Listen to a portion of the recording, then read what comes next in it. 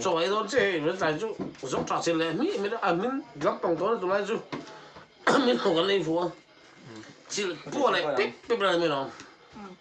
Đây dòng trả chun nhá. Hi mar typical. Ni hi siam tui tokan ni tan hi arsa. Chuan in hi chingi le. Đó là số cái đó là tùy đó đấy. Chuan in hi tomato. Dulu do. Muốn bông anh muốn bông. Hi dòng trả u anh nhá.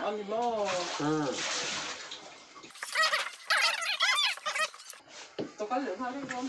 Ơi, ăn rồi đi. À, tụi mà cho nên à tụi ngay là vợ, anh mình còn sẽ làm gì, anh phụ anh sẽ làm gì.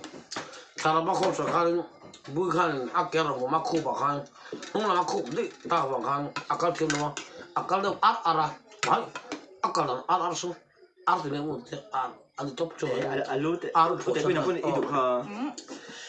Top thì à cái là bạc khăn, à cái chứ, cái bạc khăn, thì mấy ta Tụi em thêm. Em xem. Thế các bạn khai có trình độ mày. Có cái lá tấm nó được. Không tấm mua.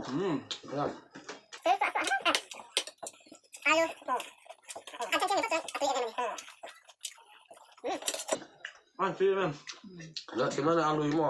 Cho ăn thêm nào. Tram ấy tên. Nó cứ mất tay mà. Mà lại mấy điều. Ăn chứ về. Nó trả hai chỗ rồi, ăn một hôm thân. Ăn một đâu. Tí ra, tụi nó rồi. Trong sáng mùi ăn một cái đồ luôn này. Thì thức. Trời ơi em.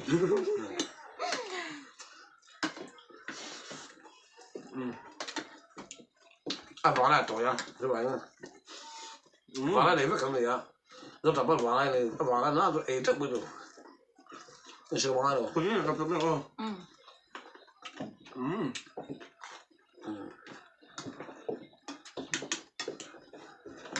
Mà cha hết. Xem tụi nó hay là choang các bạn. À xoắn.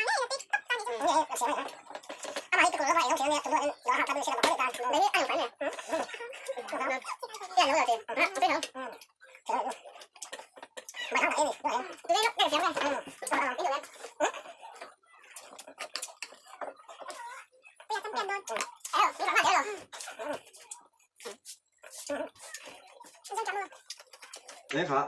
Mày cần gì hết ta đàm chi Không biết là chú cái gì đâu. Nè hi anh đâu hi nghe officer chơi sân đi.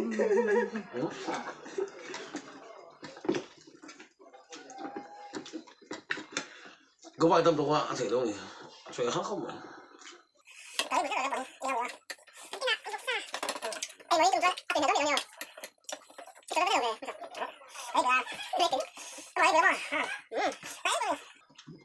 Các chỗ nào tụi nó cũng cái thể đâu ạ? À tuy bốc xì à, ấy đâu thể bốc xì đâu ạ? Thế bây giờ cái này? À luôn ấy bị này.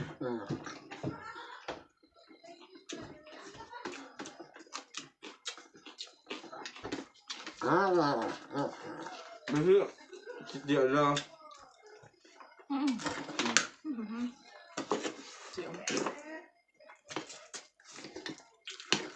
Anh bày chuyện chỉ có lâu ở thành hiện lâu mẹ. Cứ cái mình.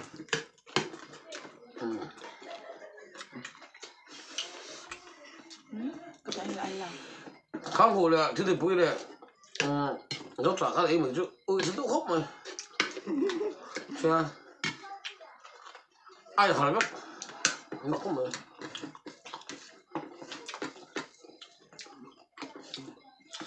Ui thế được xem không hoa này. Fresh rất là sổ đấy bên này hoặc đất bên này. Fresh rất là thơm. Cái bao khỏi bệ. Chị ấy ở đây thì nó nổi về gì? Ấy chung với biểu nhỉ ta. Các bạn khắc ra cái thể đúng không? Thì đó cái trước đó thôi. Mà sao em chơi mình đâu được mà sao tắm tắm em. Mà sao ý trong ý trước rồi. Sẽ vét trường xe. Thế mà sao? Mà sẽ với ống. À bông bổng. Mà sẽ bông bổng cái này á. Tôi lại Đó là lại mép rồi.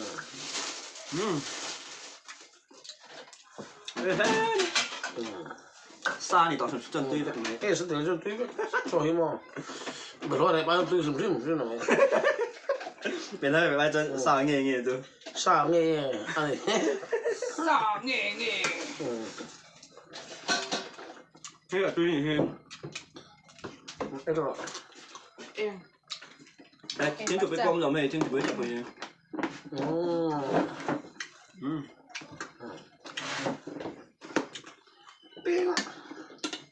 cái là đấy không là ăn liền đâu nữa hiểu không mà đây thì nó ngon tốt rồi mà mẹ ai để hình ngâm har về được mẹ nha mà chụp được lắm á ship được luôn rồi behind the scene là cho anh phục cho nó thật là ra tao nghe tao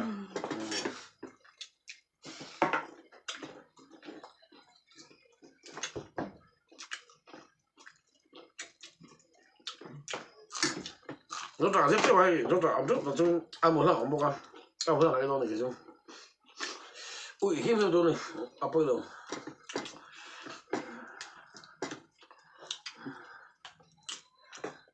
cái đấy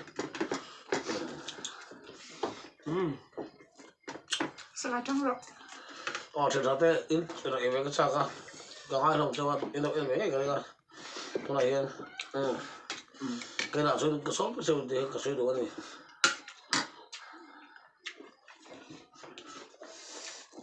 cái chỗ nó cả bọt mất mẹ nè im phì lắm bây giờ bọt để mẹ chơi tắm chỗ thật xa việc mà tụi ba sao các anh tắm rồi nè nó thấy gì là nghe làm cái mức xa thằng rụt từng này rồi đủ biết rồi cái cái KFC làm rong đậu nhất thì sao cái thì nó luôn ta không phải chơi rồi à quên rồi thì xem rồi đó trong rồi đó lú được đâu đấy ai ai đâu đấy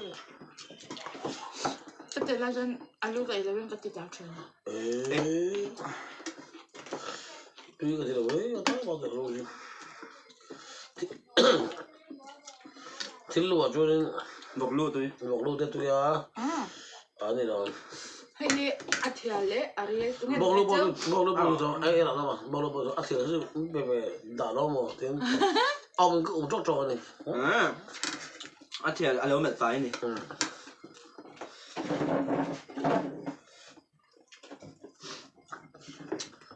phải quăng phải xuống à con gì phải con đây mà chị đâu nè sao bảo chuột hay chuột hít vậy là nghèo cái đấy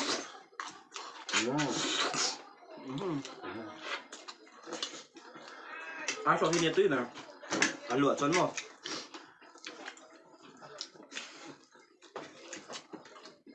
sao thế bằng chuột ạ bay chút tươi mày vậy hả ông thì cần hơn đấy cái đó so sánh ít rồi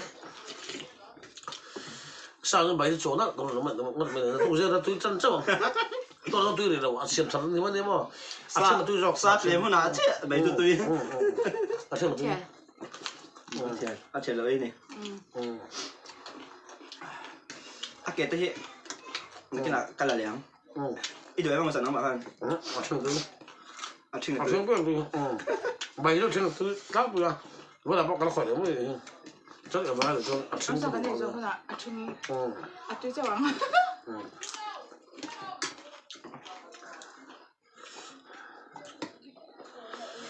ăn bán tận ra mặc khóc mày mặc với đâu tôi ẩm chắc mày này bạn này ăn bán tôi quay về trên ngõ thì ngày tôi là tao bây giờ người ta hiểu anh em tôi đẹp chơi này cả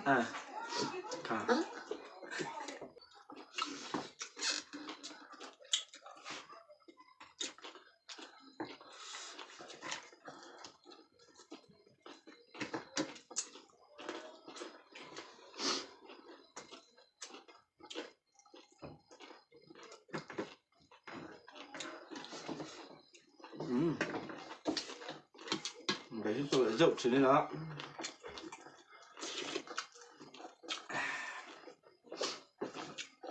cà phê nó bày ông nó xong thế ăn trên đúng rồi nói phải cà phê nó bày ông nó xong trên đúng rồi phải xem rồi sao cho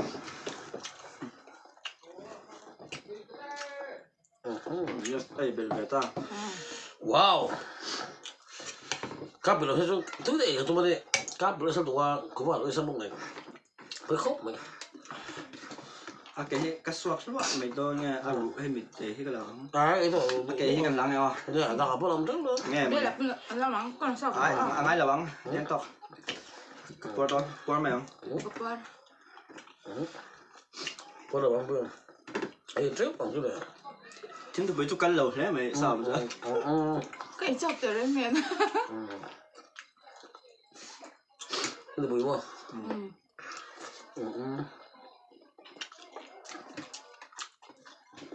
nó cho em ra như em ngon tướng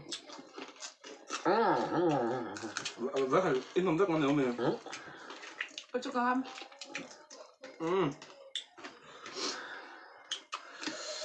thằng khóc mày học lẽ liên tục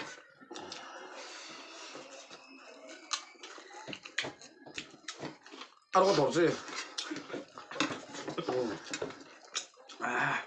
không có rồi đã thằng lớn ra mày cái bị lớn nó mày ta cho thằng qua cầu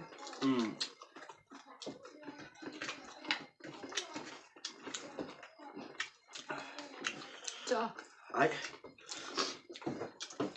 lấy cho con chuột đi về thấy mày lên lỏng đi lỏng có tiền do trong trọng hay cái kiếm tội lâu ác sặc rất liên tục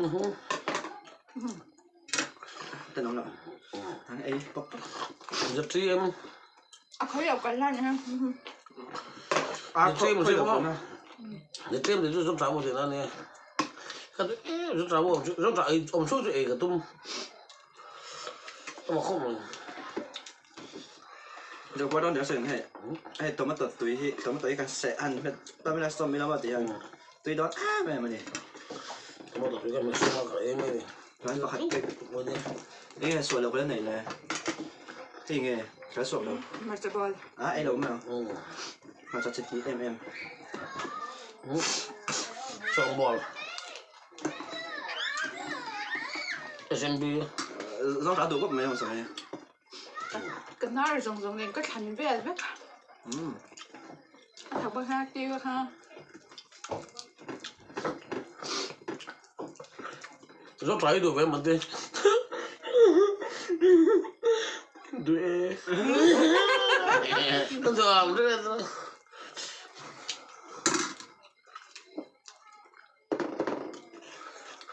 ra rồi rau trái rau hoa cái ăn mùi thì nó ăn mùi chắc thì nó có là ngay rồi mà rau trái ăn thì rau khi ăn đủ tất rồi nè rau hoa sang số đấy cái một phút rồi rau trái nó đủ khúc mà ăn mùi chắc thì nó rau trái thang thì chú rau khi ấy cả rồi ăn cái xong thì ăn cái ăn sẽ ấy cả rồi áo cái đồ không ai đâu rồi hay là ấy ra cái là ngâm đón để mấy nhau chúng ta sẽ về đồ rưỡi cái là tổng ta cái là ngâm đón nha mà ra hi em đó mà cha ta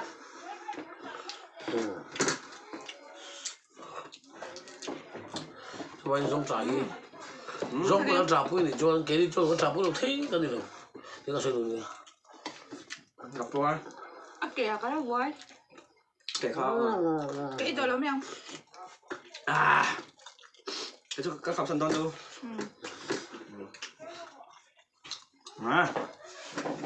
cái sẵn đấy này hả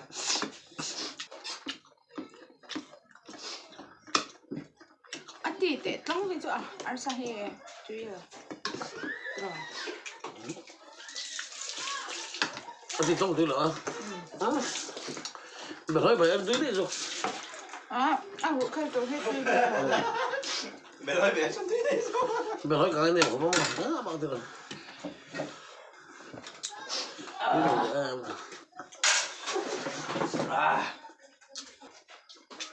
tổ khá là tổ khá là cái đó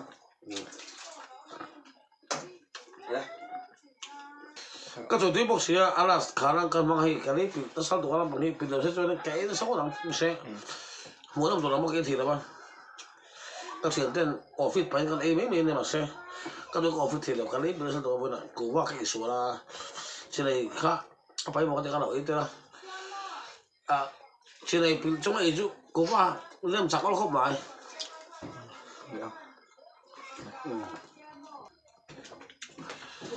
tụi em thì chúng ta vẫn cái水对嘛，chúng ta用chúng cái nó tốt không?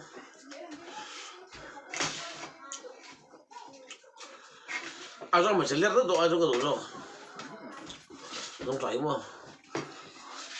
จะไปก่อนลูกจะไปเผ็ดคุ้มกันไหนตัวเลย do不能找空盘个了。都不能啊，对口买这个水就种扎去。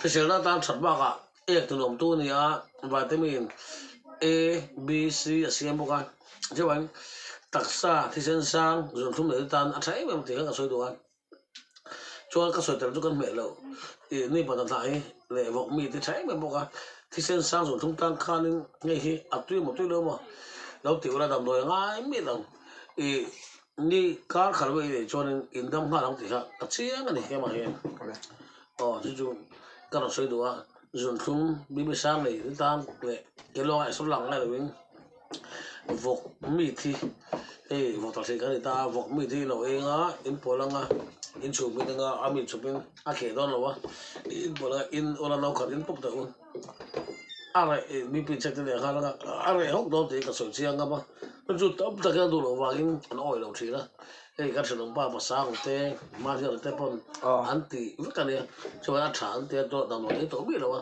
cái phật nó thế rồi mà cái làm rồi thì cho thì tôi rồi vậy làm rồi là ngày là sạch rồi sao thế po rồi là tôi khang thì mang cái này là hộp thì thì cái sợi đồ rồi trái mà thì cái sợi đồ này đâm nghe những cái sợi đồ này rồi mấy bài bộ là